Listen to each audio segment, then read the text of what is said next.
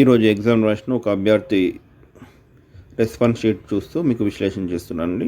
Exam బాగా రాశారండి. మనం నిద్రపోతున్నప్పుడు కూడా శరీరానికి శక్తి అవసరం అవుతుంది. దీనికి సంబంధించి అత్యంత ఖచ్చితమైన కారణం ఏంటి?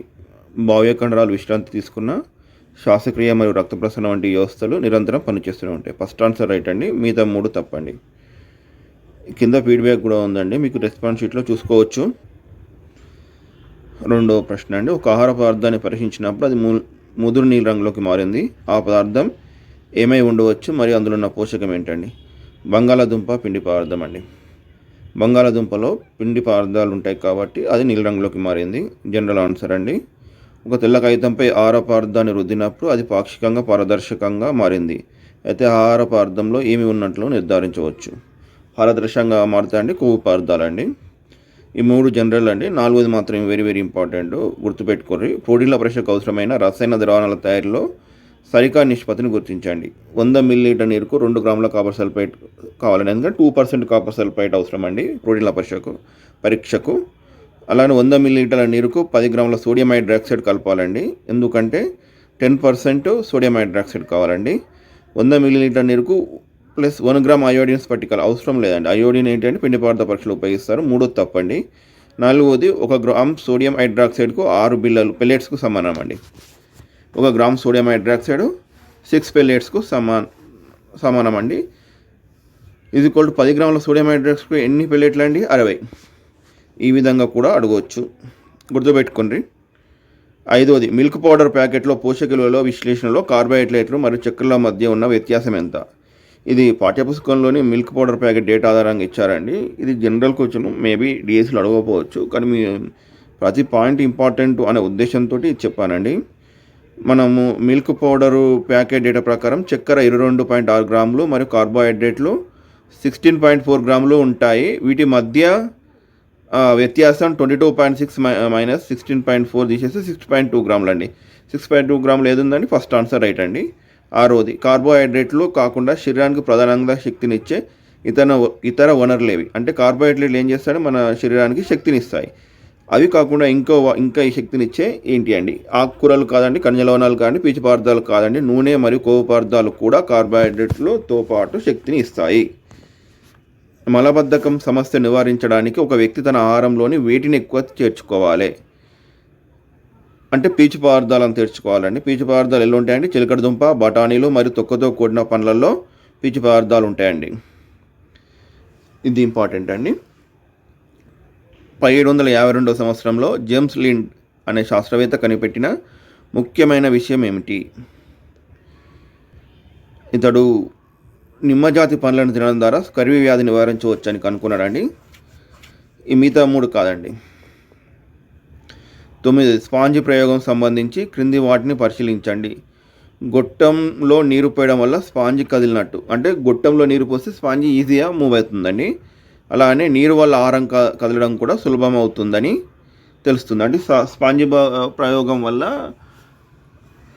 నీరు వల్ల ఆహారం సులభంగా మూవ్ అవుతుందని తెలుస్తుంది. ఫస్ట్ పాయింట్ కరెక్టేనండి. ఈ ప్రయోగం వల్ల మన శరీరంలోని రక్త ప్రసరణ వ్యవస్థ కాదండి, ఏంటంటే జీర్ణ వ్యవస్థ, అంటే ఏ మాత్రమే సరైనది అండి.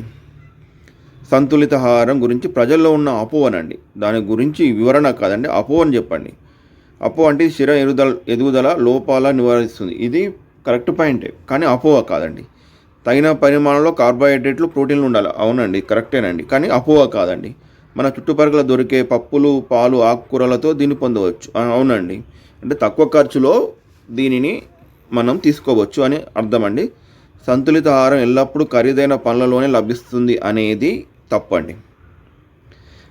సంతులిత ఆహారం ఎల్లప్పుడూ ఖరీదైన పండ్లతోనే లభిస్తుందనే తప్పండి. మన చుట్టుపక్కల దొరికే పండ్లు, పప్పులు, పాలు, ఆకుకూరలు, బెల్లం లాంటి వాటితోటి మన ఎదుగుదలకు అవసరమైన సంతులిత ఆహారాన్ని మనమే తయారు చేసుకోవచ్చు అండి, చాలా తక్కువ ఖర్చుతో. కూరగాయలను ముక్కలో కోసిన తర్వాత కడగడం వల్ల కలిగే ప్రధాన నష్టం ఏంటి? నీటిలో కరిగే కొన్ని విటమిన్లను మనం కోల్పోతామండి. బీసీ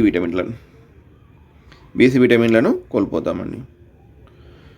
రంగు మారిపోతుంది, రుచి తగ్గుతుంది, కూరగాయలు త్వరగా ఉడకవు అనేది జనరల్ పాయింట్స్ అంటే కావండి. 19వ శతాబ్దంలో పోషణ శాస్త్రవేత్తలు ఏ విషయాన్ని నిరూపించారు?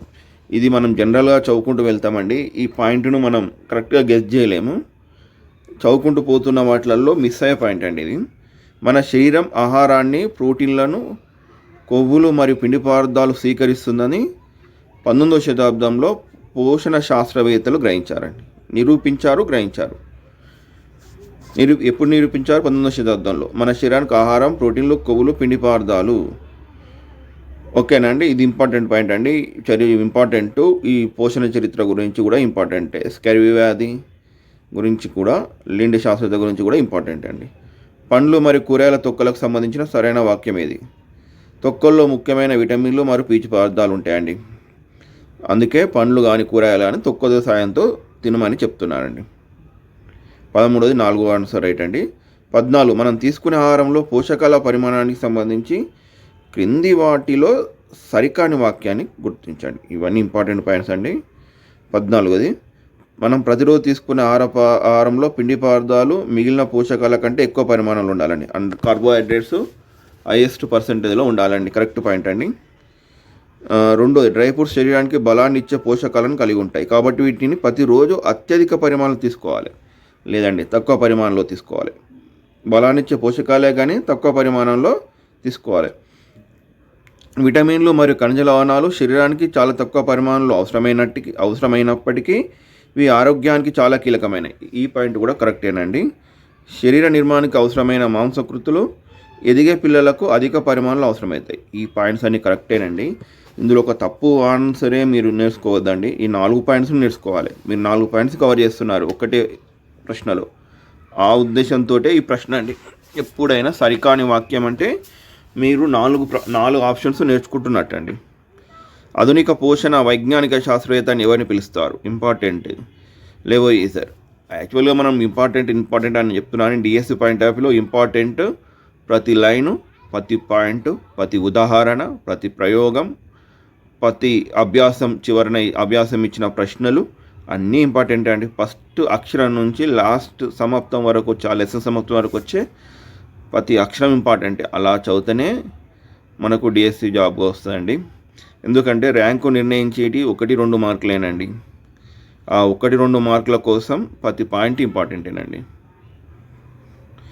శరీరానికి రక్షణ కల్పించే పోషకాలని వీటిని పిలుస్తారు. రక్షణ ఇచ్చేటి విటమిన్లు మళ్ళీ ఖనిజ లవణాలండి. కార్బోహైడ్రేట్లు, క్రొవ్వులు శక్తిని ఇస్తాయి. చక్కెర మరియు పిండి పదార్థాలు కాదండి. విటమిన్లు మరియు ఖనిజ లవణాలు రక్షణ కల్పించే పోషకాలండి. ఒక వ్యక్తి ప్రతిరోజు కేవలం పాలిష్ చేసిన బియ్యం మాత్రమే తింటే అతనిలో ఏ సమస్య వచ్చే అవకాశం ఉంది? పాలిష్ అంటే ఓన్లీ కార్బోహైడ్రేట్స్ అందుతాయండి. సో అతనికి పాలిష్ చేయడం వల్ల ఏమవుతుందండి? దాని తొక్క తొలగించబడుతుంది, అంటే పీచు పదార్థం తొలగించబడుతుంది, కాబట్టి మలబద్ధకం వస్తుందండి. సలాడ్లను తయారు చేసేటప్పుడు ఏ పద్ధతిని పాటించడం వల్ల పోషకాలు సహజంగా లభిస్తాయి? పచ్చి కూరగాయలను మాత్రమే ముక్కలుగా కోసి తినడం. ఇది ఇంపార్టెంట్ పాయింట్ అండి. ఇంపార్టెంట్ పాయింట్ ముక్కలుగా కోసి తినడం.